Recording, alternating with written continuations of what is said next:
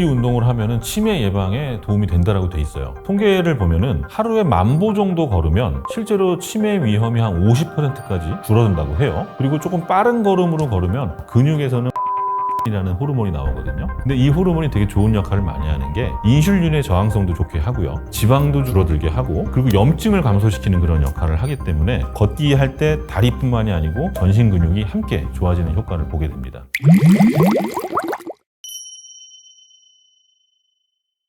나이를 들면 어쩔 수 없이 근육은 감소를 해요. 정상적인 생활을 했을 때 1년에 한 1%씩은 근육이 조금씩 줄거든요. 근육이 줄어들게 되면 뼈도 약해집니다. 골다공증이 발생을 하죠. 운동을 하게 되면 근육이 감소하는 것을 우리가 막을 수가 있어요. 그래서 근육량이 늘어나고 뼈는 그만큼 튼튼해지고 체중은 감량이 되면서 건강해지겠죠. 이렇게 되면 심혈관 질환, 심장이라든가 폐 기능이 좋아져요. 혈액순환이 좋아지겠죠. 그러니까 전신적인 건강이 좋아진다는 뜻입니다. 그래서 운동이 중요한 거예요. 걷기는 쉽잖아요. 아무 때나 할 수 있잖아요. 그리고 비용이 안 들잖아요. 운동화와 건강한 두 다리만 있으면 돼서 언제든지 걸음을 걸으면서 운동을 할 수가 있고 특히나 이런 무릎 관절이나 고관절이 안 좋으신 분들도 쉽게 적용을 할 수 있는 운동이라서 그런 점들이 걷기 운동의 장점이죠.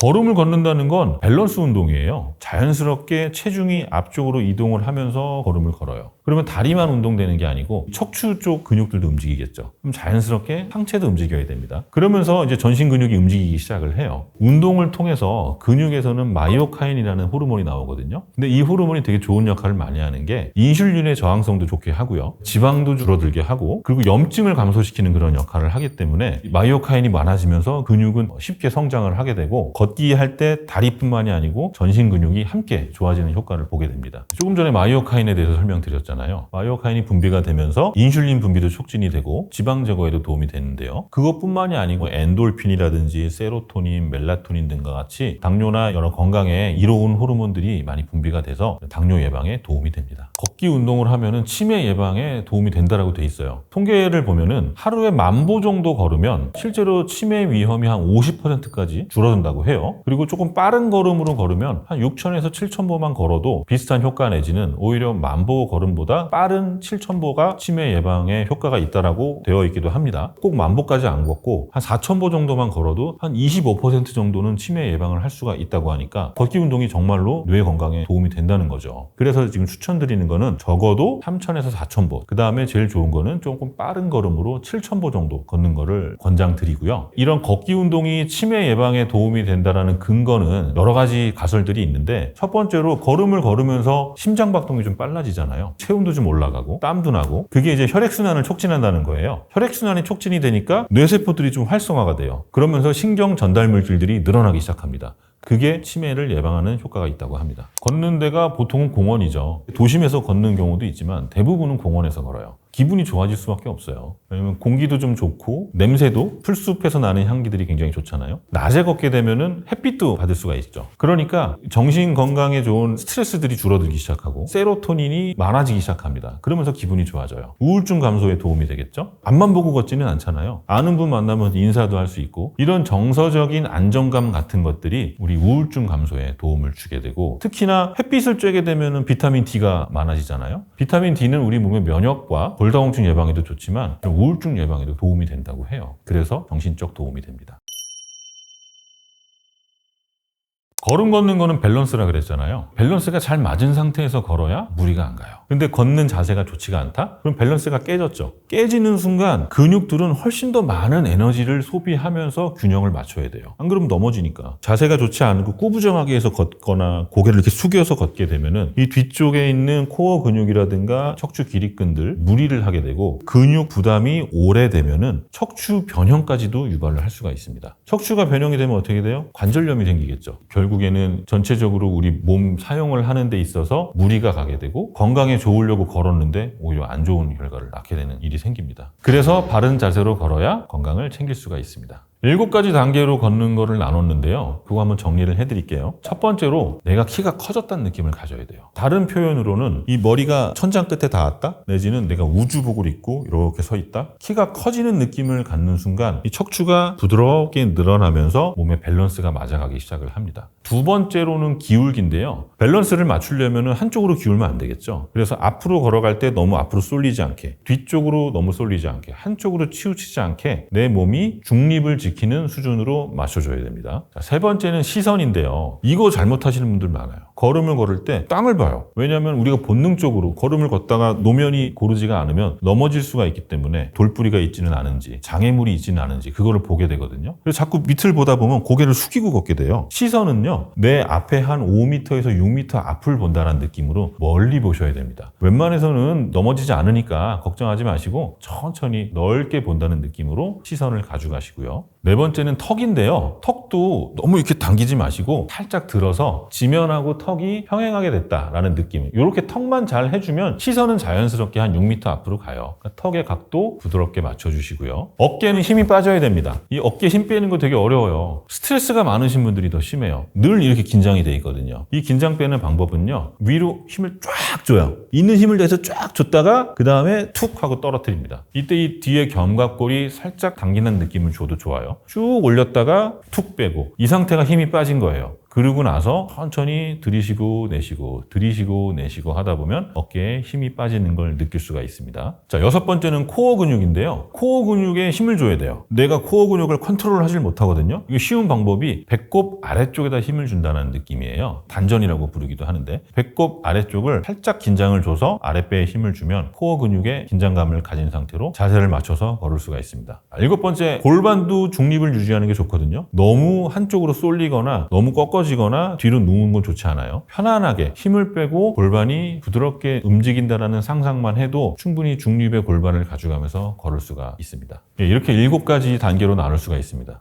방금 설명드린 게 7가지인데 걸음 걸으면서 이거 7개 다 신경 쓰기 쉽지 않겠죠. 이거 어떻게 다 신경 써요? 제일 쉬운 게 제일 첫 번째 얘기했던 거예요. 키가 커진다라는 느낌 하나만 가져도 나머지 뒤에는 6개가 해결되는 경우가 많습니다. 잘 보세요. 키가 커진다는 느낌을 드니까 시선은 자연스럽게 멀리 보게 되고 턱은 평행하게 되고요. 골반이라든가 몸의 균형도 중립을 잡기가 쉬워져요. 그래서 키가 커진다라는 느낌을 가지면 되고, 우리가 걸음 걷는 운동을 할 때 보통은 한 30분 이상 하시잖아요. 그 시간 내내 이거를 신경 써서 하기가 어렵거든요. 처음에 15초만 신경 쓰세요. 시선과 턱 높이와 어깨 힘 빼는 것만 잘 해주면 나머지는 나도 모르게 자연스럽게 가져갈 수가 있습니다. 처음에 15초 신경 쓰라 그랬잖아요. 중간에 또 신경 써야 됩니다. 언제 신경 쓰냐면 오르막길이나 내리막길처럼 경사면을 만났을 때, 그때는 내 몸의 각도가 달라질 거 아니에요. 그때 다시 한번 15초 딱 신경 써주시고, 걷다 보니까 횡단보도를 만났어요. 횡단보도 기다리는 동안 자세가 흐트러지거든요. 걷기 시작할 때 15초 신경 써주시고, 걸을 때 자세가 좋아야 된대. 안 그러면 더 아프대. 이거 너무 신경 써서 뻣뻣하게 몸을 딱 굳고 이렇게 걷는 경우가 있어요. 그때는 그냥 보면은 자세 좋은 것 같아요. 거울로 딱 보면은 자세가 너무 정자세예요. 근데 이렇게 뻣뻣한 상태로 걸으면 이게 되겠어요? 오히려 더 불편하지? 너무 자세에만 신경 쓰지 마시고 걸음을 걸을 때 힘들지 않고 부드럽다라는 느낌만 가지면 되니까요. 땅이 힘 빼시고 걷는데 집중을 하시면 됩니다. 아플 때는 일단 멈춰야 돼요. 걸음을 걷다가 골반이라든가 허리라든가 무릎 이런 데 통증을 느끼게 되면 일단은 멈춰야 돼요. 이게 제일 안 좋은 게 내가 아픈 부위를 극복을 하기 위해서 더 강하게 운동을 하는 경우가 있거든요. 그때 부상이 심해지는 거예요. 일단 통증이 있다면 멈추고 어디가 어떻게 어떤 동작을 할 때 아픈지를 확인하는 게 좋습니다. 얼음 같은 걸 구할 수 있으면 운동 도중에 얼음찜질 같은 걸 해줄 수 있어요. 무릎이 아프다? 근처 편의점에서 얼음을 사다가 마사지를 좀 해서 통증이 완화되면 그때는 다시 운동을 해도 되겠죠. 아픈 부위가 너무 부어오르거나 심해요. 압박붕대 같은 걸로 압박을 해놓고 일단은 쉬어야 됩니다. 그렇게 쉬어도 잘 안 낫는다. 한 하루 이틀 이상 지났는데 여전히 통증이 있다? 그때는 꼭 전문의를 만나셔서 통증이 어디서부터 시작됐고 그 원인이 무엇인지를 찾아보셔야 됩니다.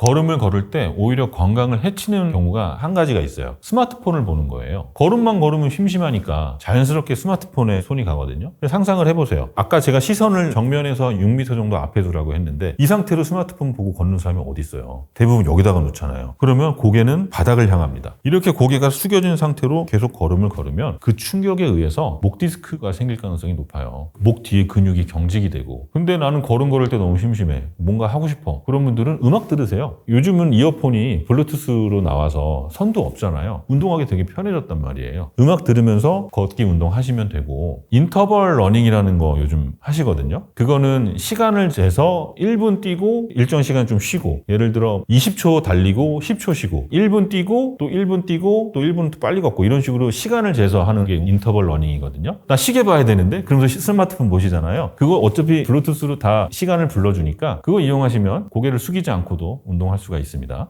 많이 걸으셔야 건강해집니다. 걸으세요. 걷다 보면 괜찮아지십니다. 라고 하는데, 이거를 잘못 오해하셔서 아파 죽겠는데도 10,000보, 20,000보 이상 계속 걷는 분들이 계세요. 그거 좋지 않아요. 힘들지만 내가 극복을 하겠다고 20,000보 이상 걷게 되면은 우리 몸이 만성적인 에너지 부족 상태에 빠집니다. 근육을 늘리려고 하는 운동인데 오히려 이 근육이 감소가 돼요. 왜냐면 근육을 태워서 에너지를 보충을 해야 되니까. 너무 힘든데 그걸 참고 20,000보 이상 걷지 마시고 좀 빠른 걸음으로 6,000보, 7,000보 아니면 적당한 걸음으로 한 10,000보 정도가 좋다고 생각을 해요. 맨발 걷기 요즘 유행인 것 같아요. 이거 하시는 분들 많고 여러 매체에서도 많이 다루고 있는데 장점과 단점이 있습니다. 현생 인류가 처음 만들어질 땐 신발이 없었을 거 아니에요. 바닥에 여러 장애물들이나 울퉁불퉁한 거를 발바닥이 다 접촉을 하면서 걷기 때문에 우리가 안 쓰는 근육을 쓰게 돼요. 발이 좀 더 유연해지겠죠. 그리고 발바닥이 굉장히 예민한 부위거든요. 신발 안에 정말 1mm짜리 작은 자갈이 하나 들어갔다 생각해 보세요. 되게 불편하죠. 그만큼 우리 발바닥은 감각이 예민합니다. 그렇게 예민한 부위를 자극을 주면 뇌의 활동을 좀 촉진을 하면서 치매 예방에도 도움이 되고 만성 질환들에도 도움이 된다고 해서 요즘 맨발 걷기를 많이 하시는 거예요. 이렇게 장점들이 있지만 단점도 분명히 존재를 합니다. 발바닥 지방이 별로 없는 분들이 계세요. 지방이 위축되면 걸음을 걸을 때 충격을 더 많이 받겠죠. 그거를 모르고 맨발 걷기가 좋다고 하니까 그냥 걷다가 족저근막염이 생기는 경우도 있고요. 또 하나는 노면을 그냥 걷다 보면 상처 나기가 쉽잖아요, 발에. 당뇨 있으신 분들은 상처 한번 나면 잘 안 나는데 이게 상처가 감염이 되고 그것 때문에 염증이 생기고 그럼 고생을 많이 하거든요. 이런 당뇨 있으신 분들, 발바닥 지방층이 얇은 분들은 조심하셔야 되고요. 제 환자분 중에 맨발 걷기를 하다가 중족골 쪽에 염증이 심하게 생겨서 저한테 치료를 받았던 분이 계십니다. 현재 건강 상태를 고려해서 맨발 걷기를 하는 게 좋을 것 같아요. 걷기와 달리기 둘 중에 어떤 게 더 좋냐? 개인적인 차이가 좀 있어요. 개인의 운동 능력, 그다음에 현재 건강 상태에 따라서 달라질 수가 있는데요. 칼로리 소비 면에서 보면은 당연히 달리기가 걷기보다는 더 좋겠죠. 왜냐하면 같은 시간에 운동을 했을 때 달리는 쪽이 더 많은 칼로리를 소비를 할 거잖아요. 그런데 꼭 그것만 가지고 판단할 수가 없는 게, 고관절에 문제가 있거나 허리 통증이 있는 분들이 달리기가 더 칼로리 소비가 많대 하고선 무리해서 달리게 되면 오히려 이런 질환들을 악화시킬 수가 있으니까 그런 분들은 걷는 게 더 좋을 거고요. 그렇지가 않고 칼로리 소비에서 살을 빼야지, 관절에 문제 없는 분들은 달리기가 더 좋겠죠. 저는 그래서 추천을 하는 게 두 개를 믹스를 하는 걸 좋아해요. 이거를 인터벌 러닝이라고 하거든요. 처음에는 빨리 걷기로 시작을 합니다. 어느 정도 약간 땀이 난다 싶으면 한 1분 정도 가볍게 뛰어요. 그리고 다시 걷기로 바꿔요. 1분 걷고 1분 뛰고 그 다음에 30초 정도를 전력 질주를 하고, 걷기와 뛰기를 섞어서 해주면 운동 효과가 굉장히 좋아요. 그렇지만 아까 얘기한 대로 관절에 문제 있으신 분들은 달리기를 할 때 주의를 해주셔야 되기 때문에 본인의 건강 상태에 맞춰서 나에게 맞는 운동 프로그램을 직접 짜보시는 게 좋아요.